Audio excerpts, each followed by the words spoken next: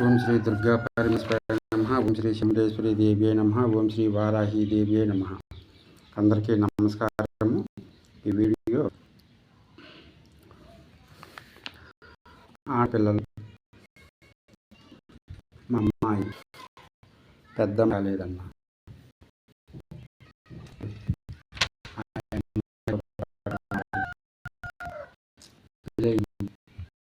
పిల్లలు మా ఇంట్లో పెద్ద అమ్మాయి కాలేదు, కానీ ఇంకా ఇద్దరు ఉన్నారు. ఇంకా పెద్ద అమ్మాయికి పెళ్లి చేసి కదా తర్వాత రెండో వాళ్ళకి చేయడానికి అంటున్నారు. ఈ సమస్య చాలామంది ఇళ్ళల్లో ఉంటుంది. ఏం ప్రాబ్లం? పెద్ద అమ్మాయికి ఎందుకు పెళ్లి చేయరు, పెద్ద అమ్మాయిని వదిలిపెట్టి చిన్న అమ్మాయికి ఎందుకు చేస్తున్నారు అని గురించి ఉంటాం. ఇంటికి పెద్ద అమ్మాయి రైతురాలు కానప్పుడు వాళ్ళు దిక్కు తోసిన పరిస్థితుల్లోకి వెళ్తారు. ఎట్లా చేయాలి? హాస్పిటల్ చుట్టూ తిరుగుతారు. కొంతమందికి తగ్గిద్ది, కొంతమందికి పరిష్కారం దొరికిద్ది. కానీ హాస్పిటల్ పోయినా కూడా తగ్గలేదు. ఆ గుడికి వెళ్ళాము, ఈ గుడికి వెళ్ళాము, అక్కడికి వెళ్ళాము, ఇక్కడికి వెళ్ళాము. ఎక్కడ డబ్బు అయితే ఖర్చు అయినాయి, కానీ ఎటువంటి ప్రయోజనం లేదు. తిరిగి సరిపోయింది. కానీ ఇంటికి పెద్ద అమ్మాయి పెళ్లి చేయకుండా ఇద్దరు వాళ్ళకి పెళ్లి చేస్తే మళ్ళీ ఆ అమ్మాయికి పరిస్థితి ఏంటి అని చాలామంది అడుగుతున్నారు.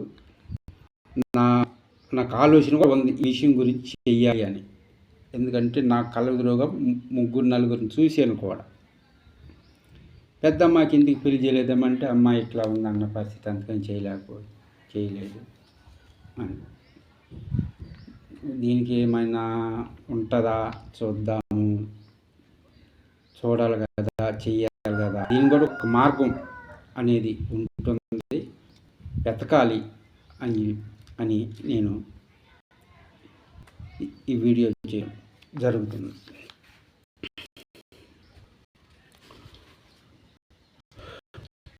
ఇది మీరు ఏ రోజైనా మంచి రోజు చూసి, లేదా ఆ అమ్మాయి పుట్టినరోజు కానీ,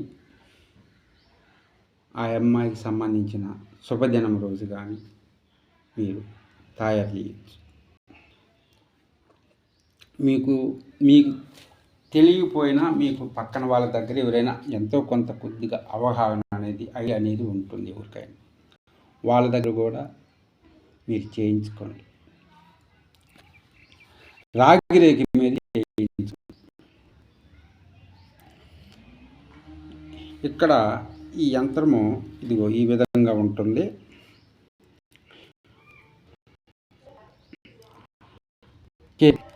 పాము కింద వచ్చేసి దేవదత్త, ఇక్కడ పేరు రాయండి, కింద తల్లి పేరు రాయండి. ఇక్కడ వాళ్ళ పేరు రాయండి, ఇక్కడ తల్లి పేరు రాయండి. రాసి మీరు ఏ విధంగా మీకు ఇచ్చిన వారికి మీరు పూజ చేయండి. పూజ చేసిన తర్వాత 3 రోజులు పూజ చేయండి. ఫస్ట్ రోజు కాయగొట్టండి, ఏదైనా స్వీట్ నైవేద్యం ఉంచిన తర్వాత మీరు 3 రోజులు పూజ చేసిన తర్వాత మీరు 3వ రోజు సాయంత్రము మీరు నడుముకి కానీ లేదా మెడలో కానీ కట్టుకోవచ్చు. కట్టుకున్న తర్వాత దీనికి మంత్రము, గాయత్రి మంత్రము రోజుకు వచ్చేసి 21 సారి జపం చేయండి. అమావాస్య, పౌర్ణమి, గ్రహణ రోజుల్లో గాయత్రి మంత్రం ఎక్కువగా జపం చేయండి. ఎంత ఎక్కువ చేస్తే అంత మంచిది. తర్వాత మామూలుగా 21 సారి, వీళ్ళు కుదరని పక్షాన 5 సార్లు అయినా చేయండి. ప్రతిరోజు 5 సార్లు జపం చేయండి. రోజు సాంబ్రాణి పగ చూపించి గాయత్రి అమ్మవారిని మనసులో స్మరించుకుంటూ మీ సమస్య ఏ సమస్య అయితే ఉందో ఆ సమస్యను చెప్పుకుంటూ మంత్రం చెప్పుకోండి. నేను ఈ సమస్యతో లేదా తల్లిదండ్రులు కూడా చేయవచ్చు, తల్లి చేయవచ్చు, తండ్రి కూడా చేయవచ్చు. కానీ దీనికి ఈ యంత్రం మంచిగా పనిచేస్తుందని నేనైతే ఇప్పటికీ ఎవరికి చేయలేదు. ఇదే ఫస్ట్ ఎవరికైనా ఉపయోగపడిద్ది. ఎందుకంటే చాలామంది ఉన్నారు, సబ్స్క్రైబర్స్ చాలామంది ఉన్నారు, వాళ్ళు ఎంతో కొంత ఈ యంత్రాల పైన, మంత్రము తంత్రం పైన ఎంతో కొంత అవగాహన ఉంటుంది. వాళ్ళకైనా లేదా పక్కన వాళ్ళకైనా వాళ్ళైనా ఉపయోగిస్తారు కదా అని ఆలోచనతో నేనైతే చేయలేదు. మీరు ఎవరైనా ఇట్లా ఐడియా కనుక ఉన్నట్లయితే, అవగాహన ఉన్నట్లయితే 1-2 సార్లు ఎవరికైనా ఉపయోగించి చూడండి. వాళ్ళకి మంచి ఫలితం వస్తే ఉపయోగించండి.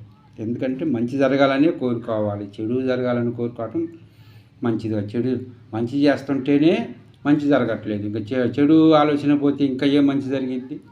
అందువల్ల 100కి 90% మంచి గురించి ఆలోచించండి.